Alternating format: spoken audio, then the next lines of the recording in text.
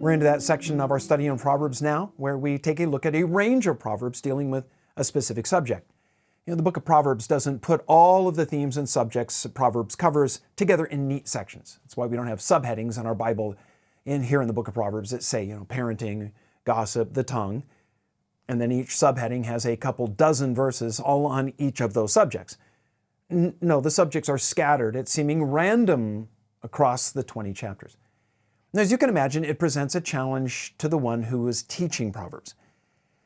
So many years ago, when I taught through the Bible for the first time, came to Proverbs, I decided to read through the book and identify as many different main subjects as I could find. Then I went back and sorted out each proverb into those categories. I identified 24 categories. Now, so far, we've looked at parenting, correction, discipline. Last time we looked at the tongue. And this time, we are going to take a look at diligence versus laziness. Solomon, he spent a lot of ink on this subject. That might seem strange for a book of divine wisdom. You'd think that he'd had bigger fish to fry. But the sluggard shows up so often in Proverbs that you start to wonder if Solomon had a specific brother-in-law in mind. Well, he didn't really need one, did he? Because laziness is universal. It's the one sin nobody has to be taught. Toddlers are expert at it before they can even walk. Diligence, on the other hand, has to be cultivated. It's a virtue, which is another way of saying it's work. So let's take a walk through Solomon's rogues gallery of sluggards. And then let's meet the diligent man that he sets against him. Along the way, we'll find out that it isn't really a lecture on a work ethic. It's more a lesson on the heart. Because what you do with your hands eventually tells the truth about what's going on in your soul. In Proverbs 12:27, we find this: the lazy man does not roast what he took in hunting, but diligence is man's precious possession. A lazy man lacks both the motivation to begin and, if he somehow manages to drive to the finish. Now, Solomon paints the picture of a lazy hunter who manages to kill the animal. That's the hard part. He got up, he found the game, made the kill, and then nothing. The meat just sits there. It goes to waste, the real waste, because it was a life. A living thing spent for nothing because the last 5% of the job felt like too much trouble. In contrast to lazy Larry is diligent Dan. He values what he's worked for because he counts the cost of what it took to get it. You see, that's the secret. The diligent don't work harder because they enjoy suffering. They work harder because they understand the price tag on the things they want.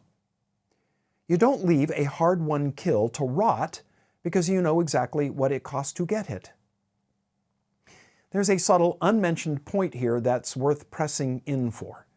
Why does the lazy guy suddenly stop after having gone out tramping in the countryside for dinner? Well, a little reflection makes it clear. His decisions are based on whatever his right now motivation is. His present desire is the ultimate umpire on his choices. He got up earlier in the day, he put on his camouflage hunting gear, his Vibram-soled boots, and then hiked to a spot that he knew would be good for hunting. It was an internal desire, whatever it was, that animated him. Maybe it was guilt over what he thinks he should do. But once the shot's made and he's standing over the deer, the work of skinning and hauling overwhelms him. He simply does not want to do it. He is in such a habit of deciding what to do by what desire is saying right now that he turns and walks home and orders a pizza and pays for it on a credit card that he can't even make the interest payment on.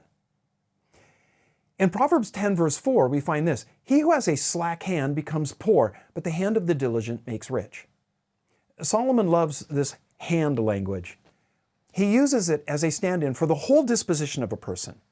A slack hand isn't just tired, it's a hand that's negotiated a settlement with effort. I'll do some things, some of the time, at some percentage of what's needed. Solomon says that hand leads to poverty, not because poverty is a moral failing in itself, Scripture never says that, but because a slack hand over time produces less than a diligent one. Listen, gravity works, and so does slackness. Meanwhile, the hand of the diligent makes rich, that phrase, means wealth, but not necessarily in dollars. Solomon isn't promising you a yacht for showing up on time, but it's a fact that diligence compounds.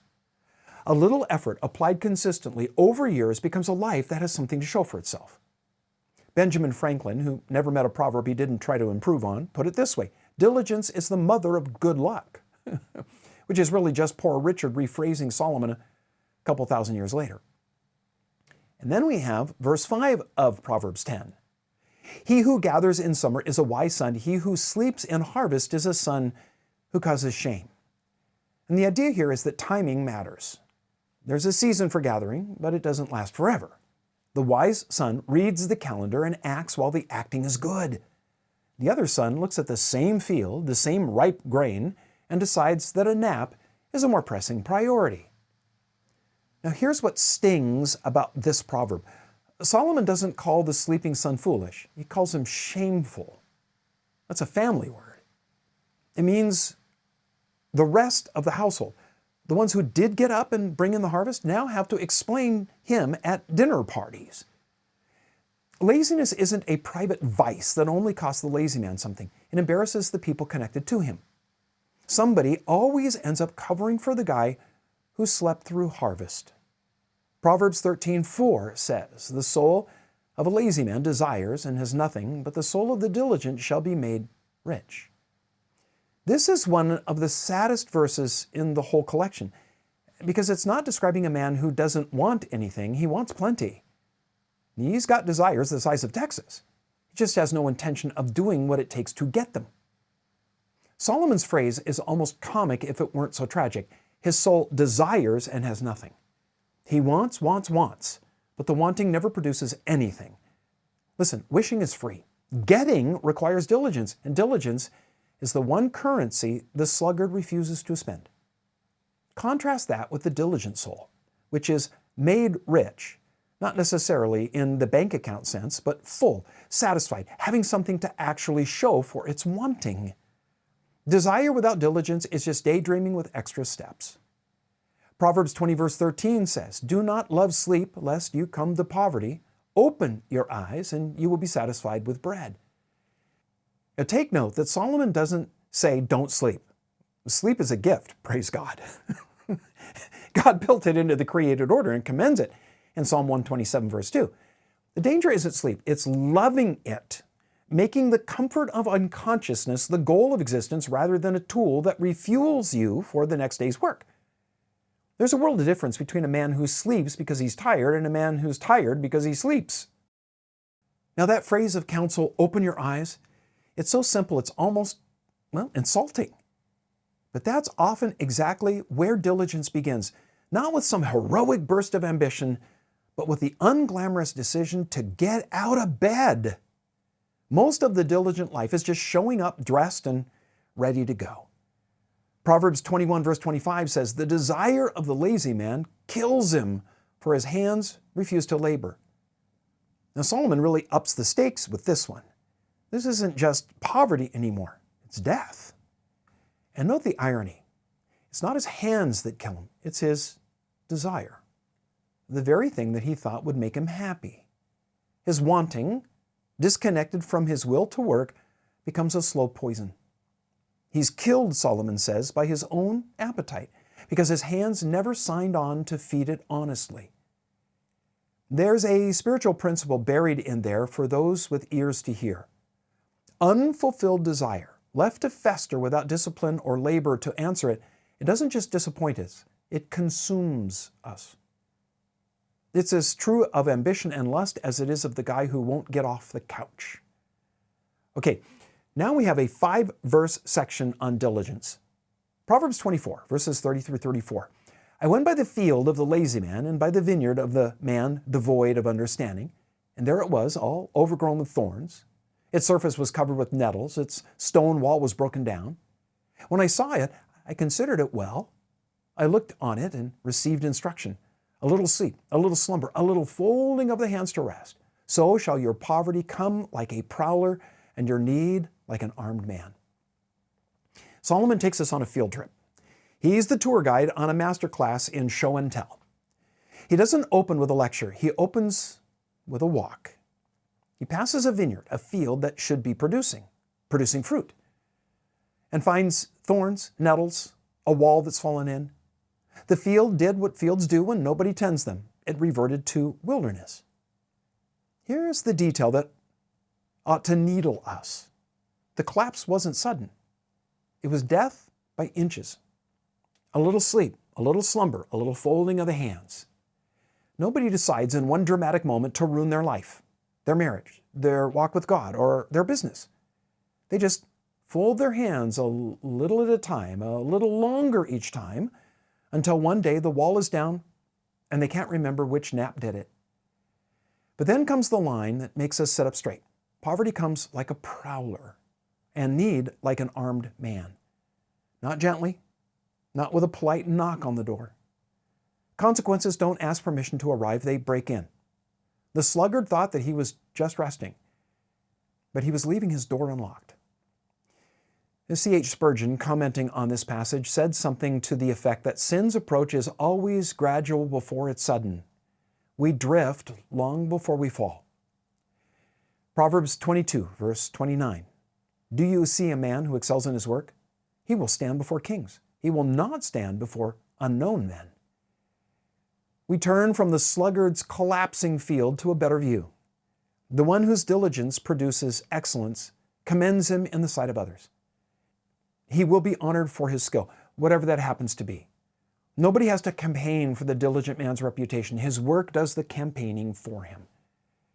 We think of somebody like Joseph, diligent in whatever circumstance God placed him. Slave, servant, steward, prisoner.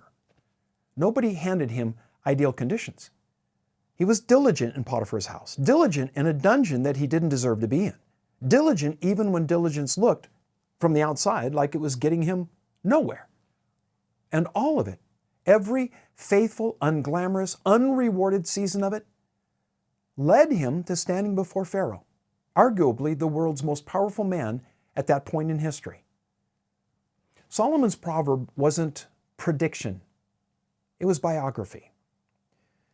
Now we get a small treatise on the lazy man, an expose of sloth, verse by verse. Proverbs 26, verses 13 through 16. The lazy man says, "There's a lion in the road, a fierce lion's in the streets." As a door turns on its hinges, so does the lazy man on his bed. The lazy man buries his hand in the bowl. It wearies him to bring it back to his mouth. The lazy man is wiser in his own eyes than 7 men who can answer sensibly. In verse 13, there is no lion in the road. The sluggard manufactures absurd excuses for staying put. Give him enough time and he'll invent an entire ecosystem of imaginary predators standing between himself and an honest day's work. Then, in verse 14, as a door moves on its hinges but goes nowhere, so the sluggard moves in his bed but accomplishes nothing. He rolls over, he adjusts the pillow, he's technically active, but he's not really doing anything, is he? Then, verse 15, he can't muster enough energy to lift his hand to his mouth. Eating is exhausting. We're obviously meant to take this as exaggeration. We've all known those lazy people who love to eat as much as anybody. The lifting of the hand here isn't about literal eating. It's about the necessary work that provides the food to eat. He tried his hand at labor. He found it too costly, and so he quits.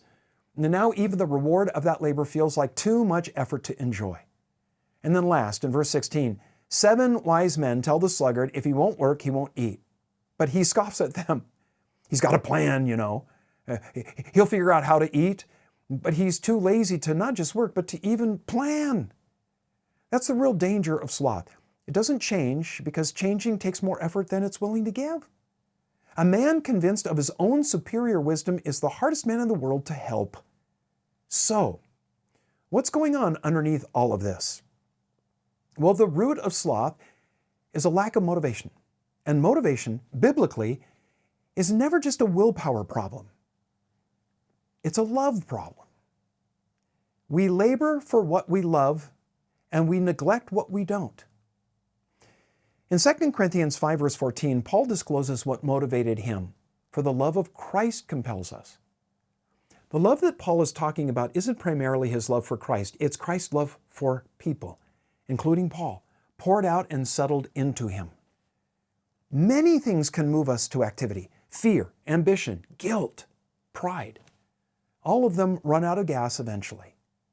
The one motive that never runs out, because it never changes, is God's love.